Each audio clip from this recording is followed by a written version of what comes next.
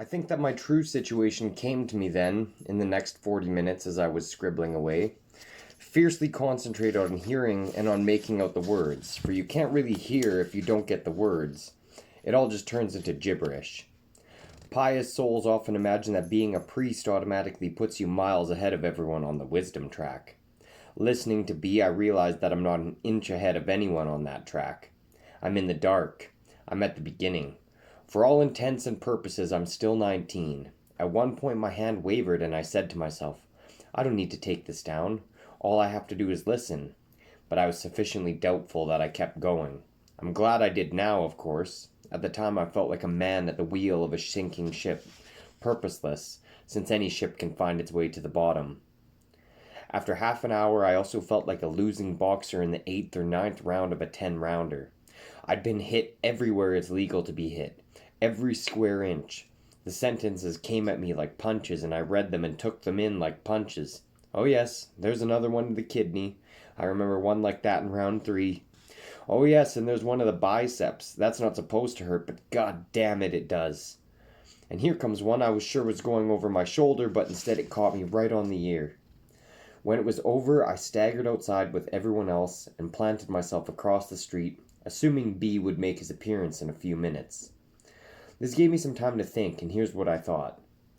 I've been living in a sort of time capsule, or perhaps in a special ward of the hospital that hadn't changed since the 1950s. It was a ward in which my parents and their friends would have been happy. I'm not sure what I mean by this, I'm just groping. In this ward, Glenn Miller is still cool, not as a figure of nostalgia, but as he was to my parents when they were in college. In this ward, kids have big weddings and spend their honeymoons trying to figure out what it's all about. In this ward, they use the rhythm method and have kids when it fails.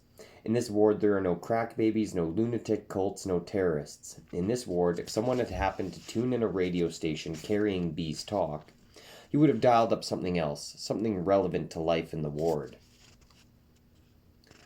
I don't suppose I actually had these specific thoughts while I was standing outside the theater. I'm not sure a single coherent idea passed through my head. I was just standing there feeling doomed. At some point unnoticed by me, someone turned out the marquee lights and the lights in the lobby. Perhaps 10 minutes passed. Finally I came to and realized that the preceding night's pattern was not going to be repeated. B was still inside, and if I wanted to talk to him, I'd have to find him there. I slunk my way over to the dimly lit stage door and found it prepared as a smoker's bolt hole, a book of matches holding it open a crack. I went in, discarded the matches, and let the door close and lock behind me. Far, far away there were voices. There was nothing unusual about them. They didn't sound particularly happy or sad, excited or calm. They might have belonged to people discussing a housing ordinance or the end of the world. There's no way to tell, though I stood there listening through a full minute while my eyes tried to find a glimmer of light to see by. The stage was obviously going to be more or less directly in front of me, on the other side of some unknown collection of corridors, dressing rooms, waiting areas, and finally the wings overlooking the stage area itself. Since no helpful angel was there to guide me, I began groping my way forward, and after a couple of minutes was rewarded with a glimpse of grey light to my left. It was a bare bulb hanging over a bare stage and dimly illuminating the empty auditorium.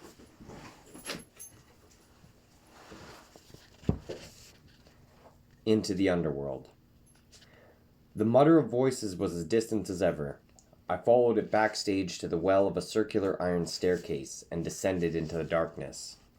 I didn't need my eyes. The steps were regular, the railing solid. I'd seen once, somewhere, a cross-section diagram of a theater showing a first below stage, a second, a third, and a fourth. And I remembered wondering what could be usefully stored at such a depth. Soon the clink-clunk of my footsteps was heard below, and the muttering stopped. The fourth below stage, where the stairs came to an end, was vast and high-ceilinged. At a far end of the space, set atop boxes and tables and shelves, 100 candles illuminated an area that looked like a living room carved out of the middle of an antiques shop. B was seated in an armchair facing me. He waved and called out, "Don't worry, there are no rats," as if encouraging me to come forward. Suddenly a dozen faces bobbed up out of the flotsam to stare at me dimly from behind ancient, battered furniture. Rolled up rugs, moldy dressmakers' dummies, rotting displays of taxidermy, towering wardrobes, stacks of books and magazines, and racks of faded costumes. B seemed to sense my self-consciousness and made my approach less awkward by explaining the absence of rats. The management is careful to mount a performance of King Lear at least once every second year. And when he had everyone's eyes, he went on. Mice and rats and such small deer have been Tom's food for 7 long years. Lear, Act 3, Scene 4, as if this would make it all plain. He gestured to a chair at his right, a wonderful old Biedermeier fauteuil, with cushions of faded pale green velvet. He himself occupied an even more wonderful Regency Bezier, in gilt and ebony with clawed feet and handrests modelled as lion's head. I sat down and looked around. There was an extravagant director ottoman at my right, and Sheeran was curled up at one end of it, dressed as always in tan jeans, boots, and a silk shirt, this time dark green instead of black. She was looking at me with polite interest, and I wasn't entirely sure she recognized me. The other end of the ottoman was occupied by an intense-looking teenage girl in blue jeans and grey sweatshirt. "This is Jared Osborne," B said to the others, who nodded without any sign of enthusiasm. I thought, I'll let everyone introduce himself or herself later. He turned to me and said, "We were still discussing the question that was raised at the end of tonight's talk about the need for a program. How would you have answered that question?" I'm afraid I don't remember it. In essence, the questioner asked what should we do now that we see the people of our culture careening towards self-destruction. And you're asking me how I would answer it? "I should explain," B said to his audience, "that Jared Osborne is a Roman Catholic priest." "I'm not here in that capacity," I told him. B shrugged. "I would assume that a point of view remains even if the capacity is left behind." "Yes, it does, but I came here to listen, not to talk, if that's all right." "Of course. Just before you arrived, I had made some remark about saving the world, and Michael there," he nodded at a tall man in the audience, "had objected to this language on the ground that the world doesn't need us to save it. It only needs us to leave it alone. I was explaining that I hadn't been using the word world in a biological sense, but rather in a traditional biblical and literary sense, which doesn't refer to the planetary biosphere we call the world, but rather to something that would be better described as the sphere of human material activity. This is the world Wordsworth meant when he wrote, 'The world is too much with us.' This is the world Brian meant when he wrote, 'I have not loved the world, nor the world me.' This is the world John meant when he wrote, 'Anyone who loves the world is a stranger to the Father's love.' Wouldn't you agree, Father Osborne?" Yes, John certainly wasn't referring to the biosphere. What I said was this: if the world is saved, it will be saved by people with changed minds, people with a new vision. It will not be saved by people with old minds and new programs. It will not be saved by people with the old vision, but a new program. Everyone in the room seemed to be looking at me, awaiting my reply. I couldn't imagine why this was so, but there was no mistaking it. I said, "I'm not sure I know the difference between a vision and a program." "Recycling is a program," B said. "Supporting Earth-friendly legislation is a program. You don't need a new vision to engage in either of these programs." "Are you saying that such programs are a waste of time?"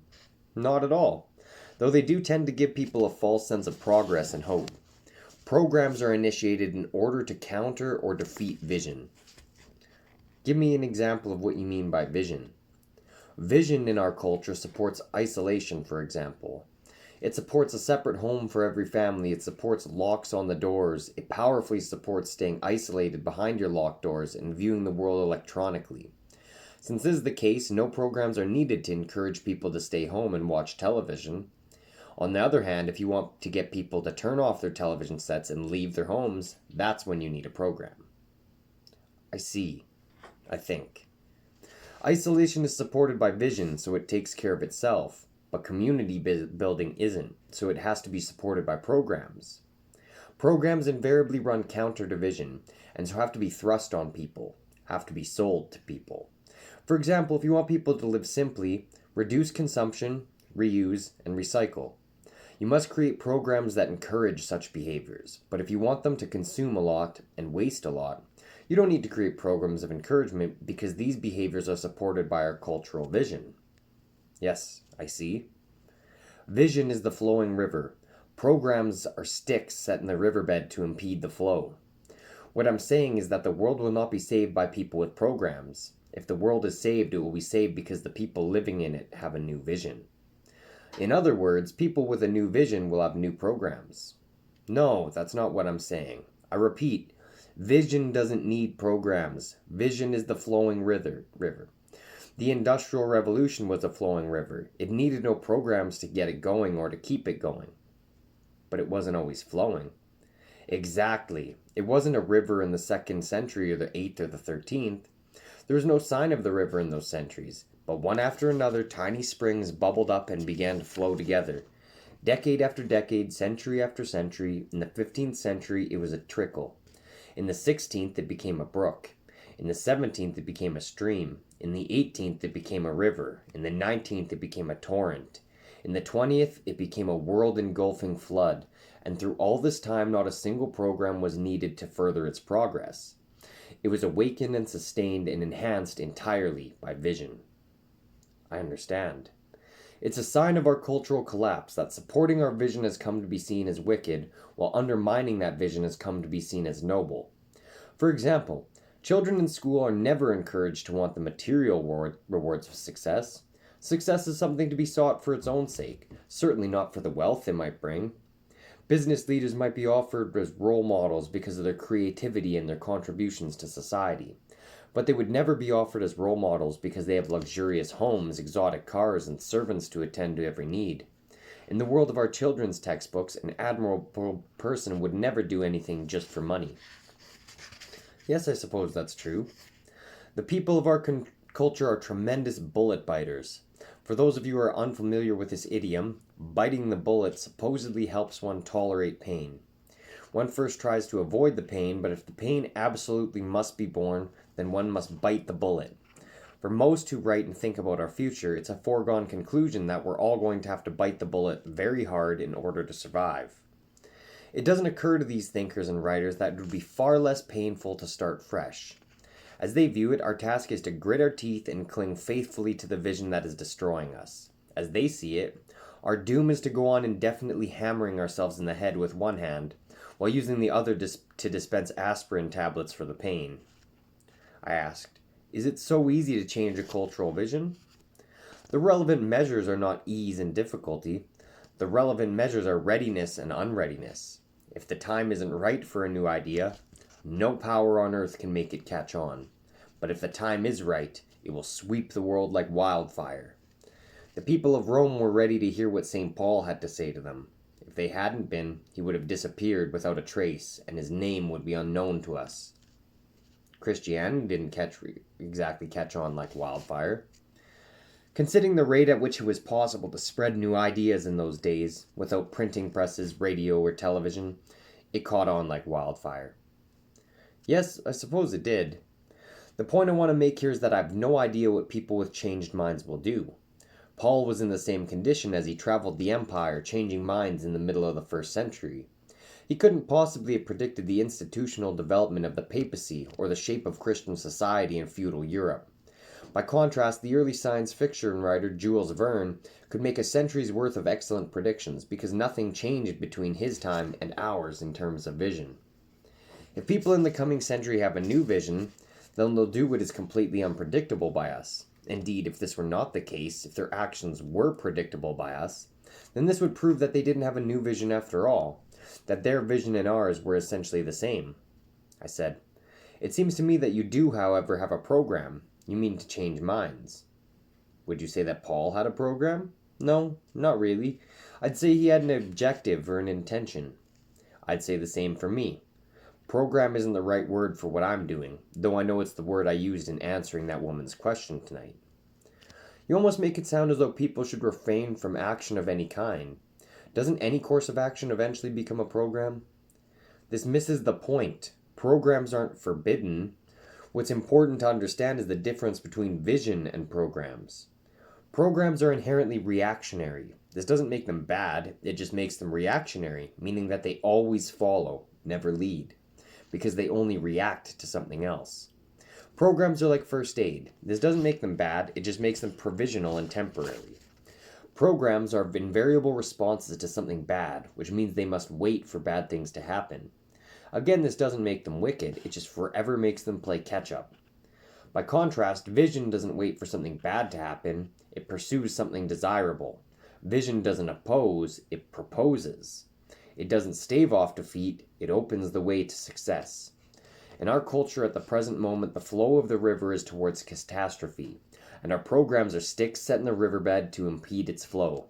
My objective is to change the direction of the flow, away from catastrophe. With the river moving in a new direction, people wouldn't have to devise programs to impede its flow, and all the programs presently in place would be left standing in the mud, unneeded and useless. Very ambitious, I remarked dryly. You could call my delusions messianic, B said with a smile. Others have. Those who denounce me as the Antichrist. Those words came to me with a little shock, and I spent a moment mulling over them before replying that I didn't see what the Antichrist had to do with it. That's because you haven't heard enough, or haven't followed what you've heard to its logical conclusions. He had me there. There's no doubt of that. Or at least, so I thought.